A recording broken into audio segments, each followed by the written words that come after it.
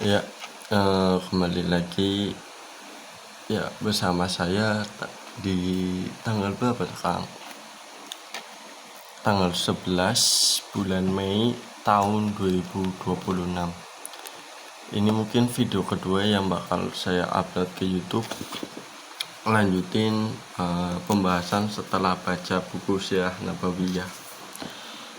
Tadi udah baca buku, lanjutin yang kemarin soal tadi pembacaannya itu dari apa tadi? Dari fitah masa kekosongan dari Nabi yang gelap lagi mengkhawatirkan, fatah masa kekosongan dari kenabian. Jadi kemarin kan udah dibahas tentang kenapa Arab dijadikan tempat turunnya Nabi terakhir. Nah, di sini ngelanjutin tentang masa kekosongan dari kenabian. Di sini dijelasin kalau pas masa kekosongan kenabian itu bangsa Arab, Jazirah Arab itu benar-benar gelap mengkhawatirkan. Di sana udah kebiasaan lah kejahilan atau kebodohan mereka udah parah banget. Udah dari kayak semisal kalau ada anak perempuan dikubur hidup-hidup.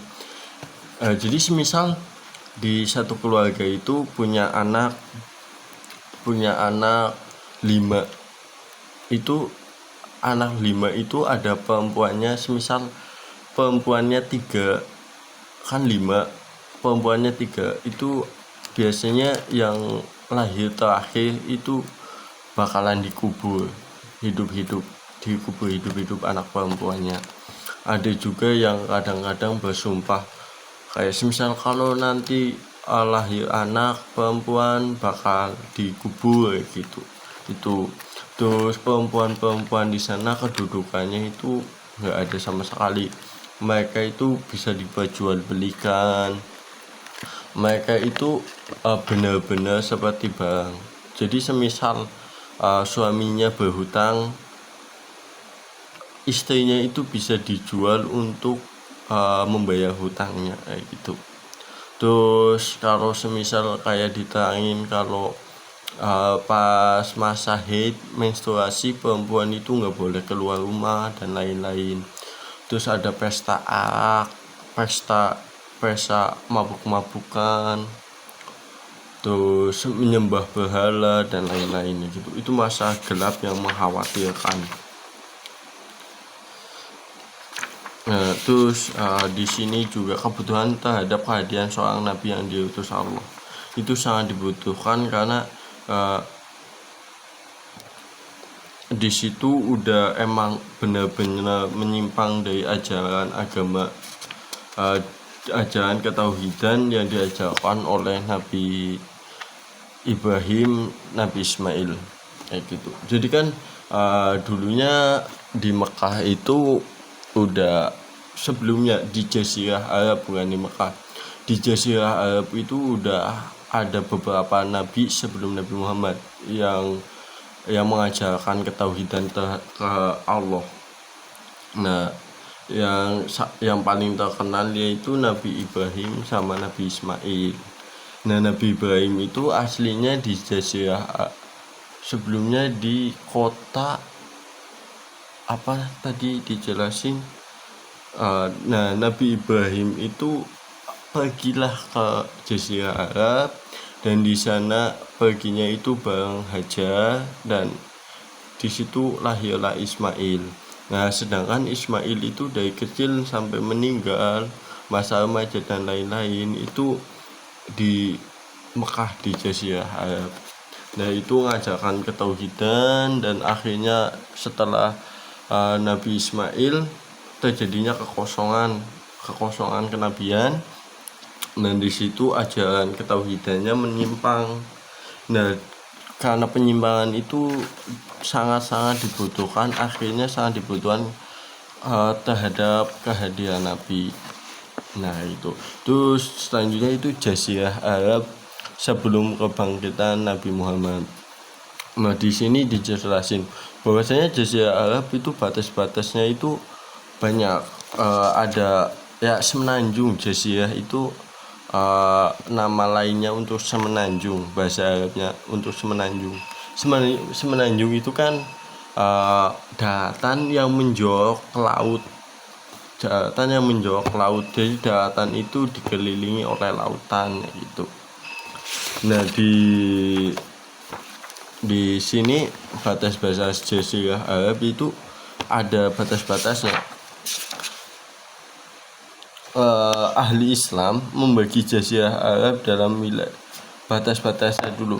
Nah, adapun batas-batas Arab itu di sebelah barat daya dibatasi oleh wilayah Asia, di sebelah timur dibatasi oleh Teluk Arab yang menurut bangsa Yunani disebut Teluk Persik, sedangkan yang membatasinya dari selatan adalah Samudra Hindia, itu Jazirah Arab.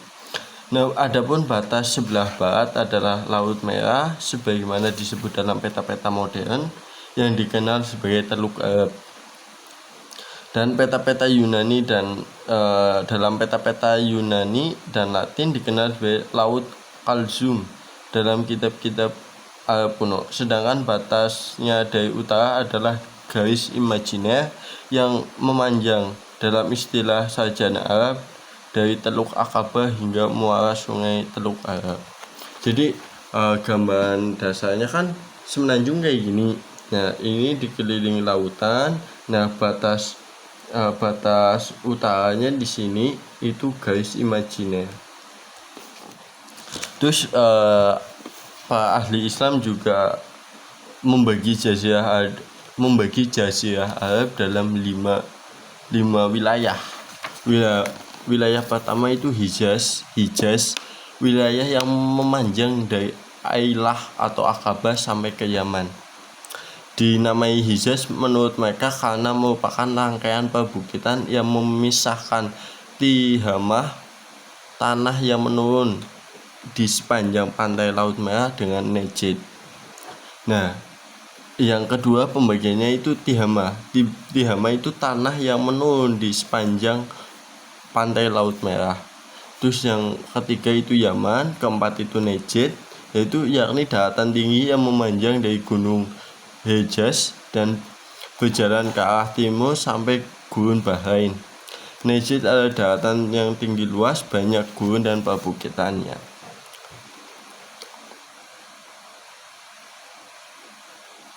Nah, terus yang kelima ada Aud yang berhubungan dengan Bahrain dari arah timur dengan Najd dari arah, dan dinamai Aud suatu yang banyak atau luas karena daerahnya terhampar antara Yaman dan Najd. Wilayah ini juga dinamai Yamamah.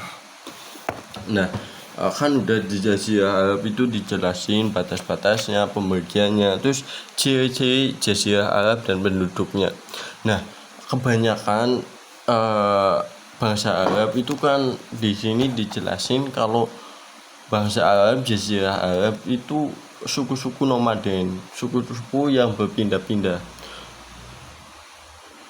Soalnya Jazirah Arab itu kebanyakan gurun, jadi mereka itu selalu cari sumber air. Jadi semisal ada kelompok besar itu cari sumber air dan menetap di situ sampai airnya habis, sampai makanan habis, terus pindah lagi. Terus ada beberapa yang karena sumber airnya banyak, nggak habis-habis, itu akhirnya turun temurun. Nah di situ kelompok itu dinamai kabilah. Kabilah itu kayak suku, kelompok yang ngumpul jadi satu, dan itu kayak punya pemerintahannya, kayak punya kepala sukunya, itu dinamai kabilah. Nah di bangsa Arab juga walaupun kayak Jazirah Arab itu gede banget, tapi bahasanya itu satu. Kayak India, semisal India kan bisa dikatakan juga semenanjung, gede juga. tapi bahasanya itu macam-macam. Tapi bahasa Arab itu walaupun gede bahasanya itu sama, yaitu bahasa Arab, tapi punya dialek yang berbeda-beda. Kayak di Jawa aja, di Jawa, Jawa Tengah, Jawa Tengah sama Jawa Timur itu bahasanya bahasa Jawa, tapi dialeknya kan beda-beda. Di Jawa Tengah aja sendiri ya, di Jawa Tengah ada dialeknya, itu ada yang ngapak. Ngapak itu Jawa Tengah yang berbatasan sama Jawa Barat. Itu biasanya ngapak itu digunain oleh Cilacap, Kebumen, Banyumas, terus ada ya mungkin Tegal, Brebes. Brebesnya itu tapi Brebes Utara. Kalau Brebes Selatan itu malah bahasanya Sunda. Ini ini kerennya dari di Jawa, di perbatasan Jawa Tengah sama Jawa Barat itu ada perbukitan. Jadi ada perbukitan kecil lah. Jadi kan Jawa Tengah misalnya kayak gini. Nah di sini itu di garis bawah ini ada perbukitan yang manjang dari Jawa Barat mungkin nggak nyampe Kebumen, nyampe Banyumas lah, nyampe Banyumas. Nah di situ kan di perbukitan itu ada wilayahnya Cilacap, wilayahnya Brebes, sama wilayahnya Banyumas. Jadi perbukitannya itu memanjang. Kalau perbukitannya di Ciamis kan di perbatasan itu perbatasan Banjar sama Cilacap itu perbatasan Jawa Tengah. Di Banjar sih udah perbukitannya dikit, banyaknya itu di Cilacap nyampe ke Banyumas. Nah di situ ada wilayah, jadi perbukitan di arah utara perbukitan itu wilayahnya Brebes, di arah selatan perbukitan itu wilayah Cilacap. Nah di sekitaran perbukitan itu kebanyakan orang menggunakan bahasa Sunda. Nah di bahasa Jawa sendiri itu jadi membahas jauh. Jadi masalah dialek di Jawa Tengah kan ada ngapak, terus ada Semarangan, ada Solo, ada Jogja. Itu bahasa ngapak dengan dialeknya gitu. Bahasanya Jawa tapi dialeknya beda-beda. Ya itu karena faktor-faktor mereka berkembangnya sama siapa. Kayak semisal di Jawa belah utara kan ketemunya dari zaman dulu, utara kan tempat perdagangan laut, jadi ketemu siapa aja, bahasa daerahnya juga berkembangnya itu dengan pelaut-pelaut, dengan orang-orang Cina, dengan pelaut yang datang dari Sumatera dan lain-lain. Nah sedangkan yang kebagian bahasa ngapak itu ini yang tragis dari bahasa ngapak. Jadi bahasa ngapak itu bahasa yang nggak kena bahasa Keraton Jogja, yang nggak kena oleh kerajaan Sunda. Jadi itu benturan antara Mataram. Jadi kan pusat Mataram dulu itu ada kerajaan Mataram, itu pusatnya di sekitaran Jogja Solo, di Jogja. Nah di Sunda itu ada kerajaan Sunda. Nah si ngapak itu di tengah-tengahnya, tapi itu wilayahnya Mataram, tapi nggak kena bahasa Keratonan, bahasa yang halus nggak kena. Nah kena itu cuma sedikit-sedikit. Nah dari Sunda pun kena sedikit-sedikit. Akhirnya setelah berkembangnya itu akhirnya jadilah bahasa ngapak kayak gitu.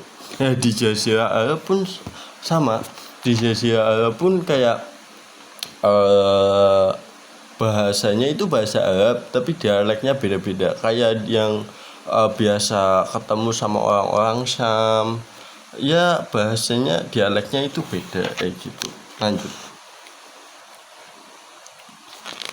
Nah ya udah lanjut aja. Terus golongan bangsa Arab, golongan di Jazirah Arab, bangsa Arab itu ada golongan-golongannya. Menurut para ahli riwayat dan ahli berita, golongan Arab itu dibagi dari 3: Arab Baidah, Arab Aribah, dan Arab Mustaribah. mereka juga sepakat dan nyaris sepakat atas pembagian bangsa Arab dari segi nasab dan keturunan kepada dua golongan, yaitu Qataniyah, tempat mereka utama adalah di Yaman, Qataniyah atau Arab Yaman, dan ada Adnaniyah atau tempat utama mereka adalah di Hijaz. Terus di Qatamiyah juga ada golongan dua cabang besar, yakni Rabi'ah dan Muda. Nah, dari golongan dua itu Qataniyah itu ada Rabi'ah dan Muda. Rabi'ah dan Muda itu sama berselisih. Nah, di Qatamiyah dan Adniyah juga berselisih, ya gitu. Dan ya yang menyatukan mereka Jazirah Arab itu bahasa. Nah, di sejarah Jazirah Arab, dalam sejarah bangsa-bangsa dan agama-agama itu ya tadi udah dijelasin di awal kalau sebelumnya itu emang pernah ada tuh nabi sebelum Nabi Muhammad, kayak Nabi Ibrahim, Nabi Ismail, terus ada nabi ini yang mungkin agak tricky. Di sini dijelasin, jika benar bahwa Madian termasuk Jazirah Arab dalam lingkup yang luas, maka Syu'aib alaihissalam, Nabi Syu'aib juga termasuk orang Arab, kayak gitu.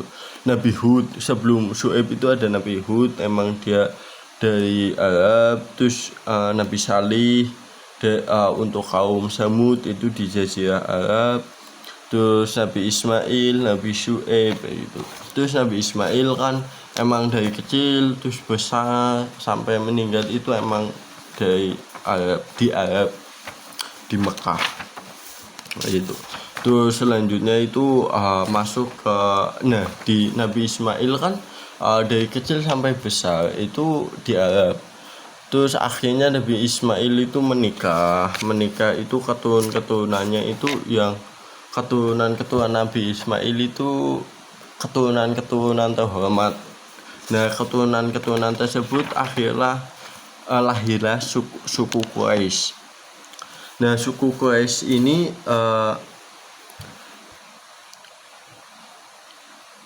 disebutkan kalau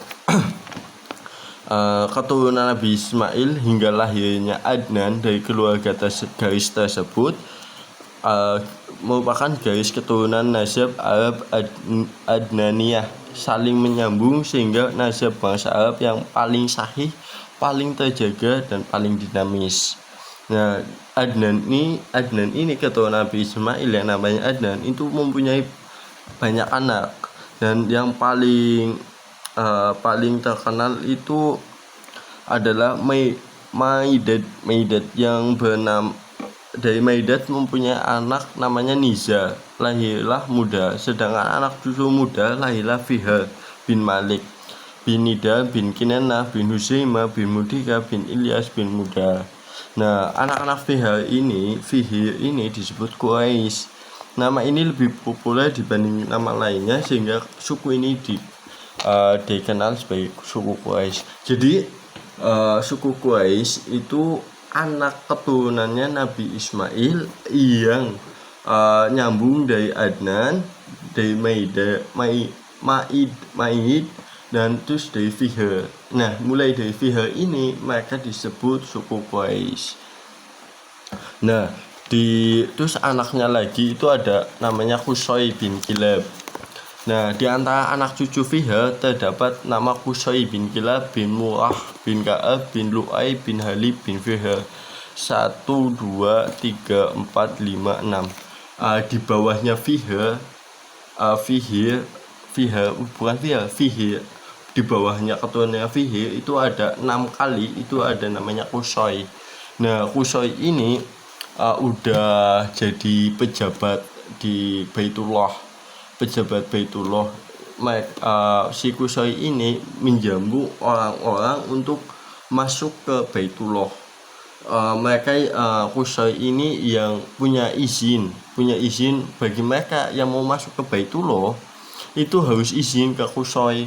Nah, Qusay juga membagikan minuman, distribusi minuman, dan biasanya kalau yang masuk ke Baitullah itu ada pejamuan makanan oleh Qusay. Nah, Qusay ini awal mula mereka yang punya izin.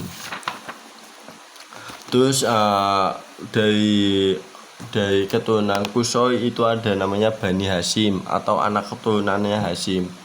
Nah, mereka ini menjadi kebanggaan kaum Quraisy. Jadi habis Kilab itu ada namanya lagi itu Hashim. Nah, Hashim ini yang jadi kebanggaan. Kayak gitu. Kebanggaan Quraisy lah. Jadi Hashim itu garis keturunan paling murni. Garis keturunan paling murni dari Nabi Ismail, dan merupakan kebanggaan mereka juga yang punya hak izin atas Baitullah, Ka'bah. Mereka juga yang mendistribusikan makanan, mereka juga yang kalau ada yang datang itu menjamukan makanan ya gitu, mendistribusikan air dan menjamu makanan. Ini ada sebutannya sendiri, yaitu namanya sikayah. Sikayah itu mendistribusikan air minum dari sumur Zam-Zam, dan ifadah merupakan jamuan makanan yang dikumpulkan oleh suku Quraisy setiap tahun untuk para peziarah Baitullah di musim haji. Mereka adalah tamu-tamu Allah kayak gitu. Jadi untuk pembahasan kali ini mungkin sampai situ aja. Tadinya udah baca agak panjangan, tapi mungkin durasinya udah kelamaan, nggak bakal masuk takutnya. Jadi kayak gitu, udah nyampe ke suku Quraisy dan Bani Hashim yang paling terhormat. Entar dilanjutkan lagi di liburan selanjutnya. See you next time. Ya, bye bye.